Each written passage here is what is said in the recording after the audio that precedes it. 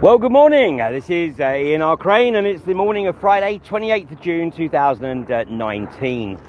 Well, the title of this morning's broadcast is Glastonbury plus 5G equals nosebleeds, migraines, and insomnia.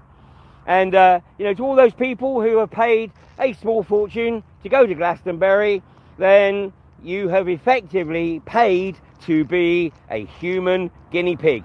And the corporations love this, because it gives them an opportunity to test their wares, and of course they'll do it in such a way that there's plausible deniability, because all the problems that manifest at Glastonbury will be blamed, of course, on other things like illegal drugs that have been smuggled onto the site. But what is interesting is I received a message from somebody who plays with a well-known legacy band, and here's the message from them this morning. Hi Ian, I'm at Glastonbury. My friend posted 3 videos of his meter showing high radiation around the phone masts at Glastonbury. He had 108,000 hits, and then Facebook took his page down. He's now got a video of his meter near a mast in the middle of the festival, and it's completely off the scale.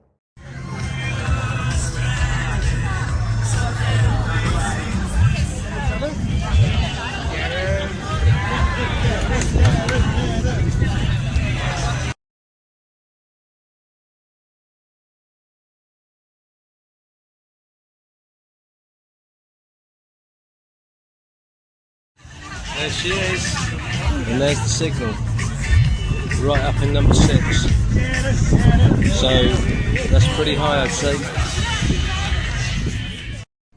Hello campers, it's Friday, about coming up for 2 o'clock, Glastonbury time, and just up near the tower there, you can see it like just through the trees up there, and there's the EE charging tank. There's a very good signal down here at EE. It's, well, on my meter, it's 3 volts a meter square. That's the microwave induced voltage field in the air. Oscillating voltage field, oscillating at millions of times a second, penetrates the body, causes excess voltages to flow in the nerves, which in turn creates electrosensitivity and then long-term illness. A mechanism that's been working for years and years and years, good 30 years anyway, with the mobile telecoms industry, and there they are, kabang, right in the middle of the festival, and their towers are everywhere. Morning folks, Simo Zia here. Just wanted to have a little chat with you all and explain to you about this meter, Acousticom 2. What does it do? Well, what it does is it measures the voltage created in the air from microwave non-ionising radiation transmissions from mobile phone towers. And the reason why we want to measure the voltage in the air from these radiations is because it's that voltage that actually affects our bodies and makes us ill over time. It causes electrosensitivity, and then electrosensitivity then leads on to long-term illness. And in the world today, we've got the global health disaster of the mass microwaving of all life, and that's basically why I'm doing this, to highlight this. I know I haven't gone about it in the most scientific way, but I just wanted to put out there, this is the level of voltage being broadcast through the air, which is affecting everybody's health, the way we all feel, the way we all think. This is pulsed microwave non-ionising radiation. It penetrates the body. It causes voltages to flow in the nerves and veins in the brain that shouldn't be there. It changes the way we feel and think, like I've already said. And this is what this unit's good for detecting, basically, and it demonstrates it really clearly. So on the unit, you've got a range of 0.01 volts up to 6 volts, and basically in our bodies, the highest voltage you might find is 1 millivolt, which is a thousandth of a volt. And that will be some of the highest voltages you find in the body, 1 millivolt. And what we're seeing on the meter here is, say, 1 volt pulsing microwave voltage field that's penetrating the body, and it's 1,000 times over the body's highest voltage, and that will cause some form of electrical imbalance within the body, and that's what we're talking about. That's how it makes us ill. This is the mechanism that's going on, folks. And this is what's being covered up by the mobile phone companies with their sham testing of plaster of Paris heads full of glucose syrup, and only testing for the heating effect, which is the last effect, by the way, of all the physiological effects that occur to the human body and any life forms. Okay, that's it for now. Glastonbury mass microwaving update number 6.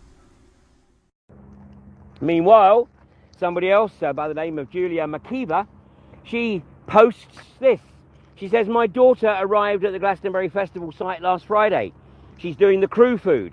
She reported a huge number of staff having strange nosebleeds and a huge number of people skipping shifts as they are experiencing migraines and headaches, which are quite alien to them. She does the festival most years, and she says this is different from anything she recalls from previous years. So the evidence is out there. 5G is a massive experiment, and of course the corporatocracy is getting you to pay for it, as they always do. Not just financially, but paying for it with your health. And this is something that the Manchester Airport's management team are suddenly realising, that they dropped a massive one by allowing Vodafone to put a blast pod, a 5G blast pod, into Manchester Airport without any due diligence, without any information being provided by Vodafone as to the safety of those blast pods. And of course, what's happening here is 5G is a military grade technology that is being unleashed upon the unsuspecting civilian population. Well, the good news is that an increasing number of academics, an increasing number of scientists, and even a few politicians are now starting to ask the right questions. But is it enough to stop this massive rollout? Quite probably not, which is why it's so crucial that grassroots activism takes the lead here. And that's why we have the 5G awareness tour well underway, and presentations are occurring, certainly weekly, but that's going to increase to daily as we get into the autumn. So, in the meanwhile, of course, we've still got the issue of fracking, and although the lid on the coffin is well and truly in place, the nails have yet to be hammered shut. And of course, Quadrilla are now back at Preston New Road, and of course this is a massive blag to their investors, because basically they have no money. They have no prospect of ever getting any real return out of Preston New Road. And of course the stock price of their major investor, AJ Lucas, is in the toilet. But nonetheless, Francis Egan, of course, a company of just 18 people, is drawing an outrageous salary and benefits package. And of course he wants to keep this gravy train rolling as long as possible. So that Ponzi scheme at Preston New Road will continue for some time. But meanwhile, you got Aurora announcing that they're going to move in on Formby on the outskirts of Liverpool. Somehow I don't think that Aurora quite comprehend the magnitude of the opposition that they're going to face from that community.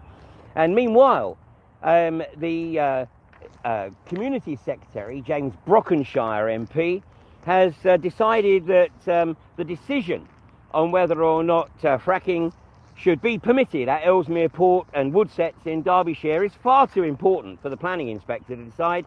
And so he has recalled the planning inspector and said that he wants to make that decision. So, James Brockenshire, are you going to emulate Sy Javid and overall local democracy?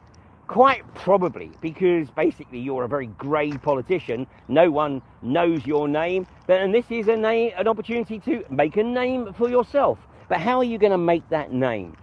Are you going to suck on the teat of the corporatocracy and grant INEOS access to Woodsets and iGas access to Ellesmere Port, despite the local authorities saying that basically it's not appropriate for this industrialisation and this process to be unleashed on those communities? Or are you going to do the right thing and recognise that the local communities have made their decision? But of course you have perhaps given a bit of a clue when you said that this is a national project and it's far too big for local communities to decide, which is a bit like Henry Kissinger making the observation in Chile after the population had elected Salvador Allende back in 1973. And of course Kissinger contrived to manufacture the coup that ousted Salvador Allende. Coincidentally, I think it was September the 11th, 1973. Anyway, that time Kissinger said that the decision of whether or not Allende should be permitted to rule in democratic fashion in Chile was far too important for the people to decide. So what did he do?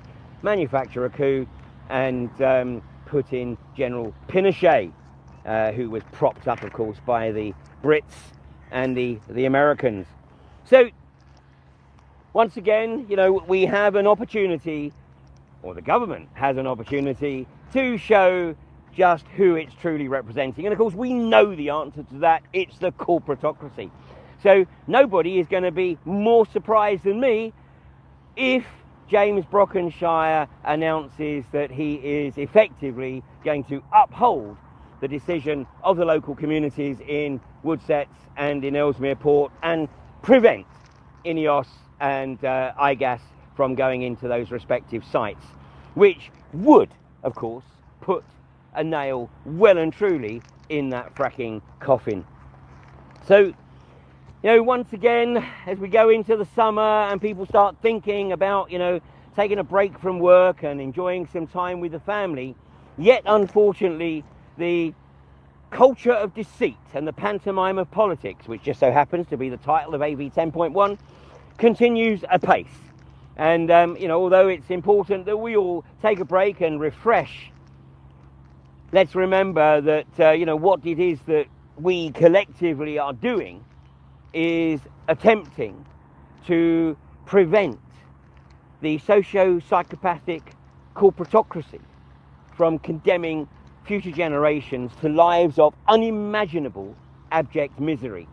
And right now, it's a relatively small number of people that stand between the corporatocracy taking total, brutal control of the plantation and the slaves breaking free. So it's down to each and every one of us.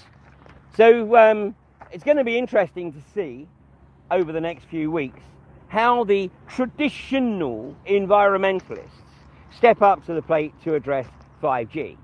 Because apparently the controlled opposition in the name of Extinction Rebellion have their pink boat, the one that they used to block central London a few weeks ago, they have their pink boat at Glastonbury.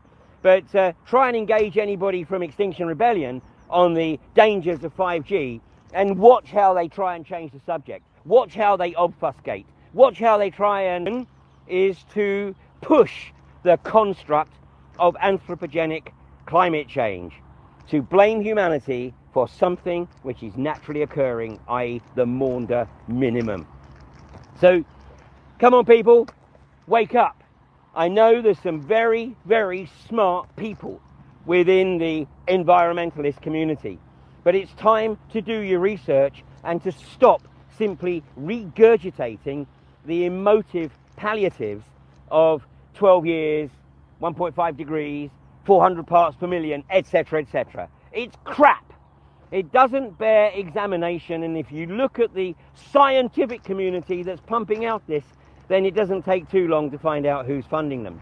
Meanwhile, the genuine researchers, the genuine campaigners, and fortunately, by the way, apparently there was a mainstream news article in Australia which touched upon the impact of the Maunder minimum in terms of the extreme climate that is being experienced in parts of Australia right now. But the real concern, of course, is the impact of that extreme climate on agriculture.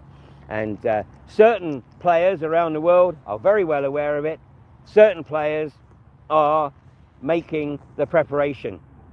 But meanwhile, you are being lied to thanks to a culture of deceit and the pantomime of politics. And so if you're interested in coming along to AV10 on Sunday the 27th of October at a central London venue, then the tickets will be available on the Alternative View website. That's alternativeview.co.uk from this weekend.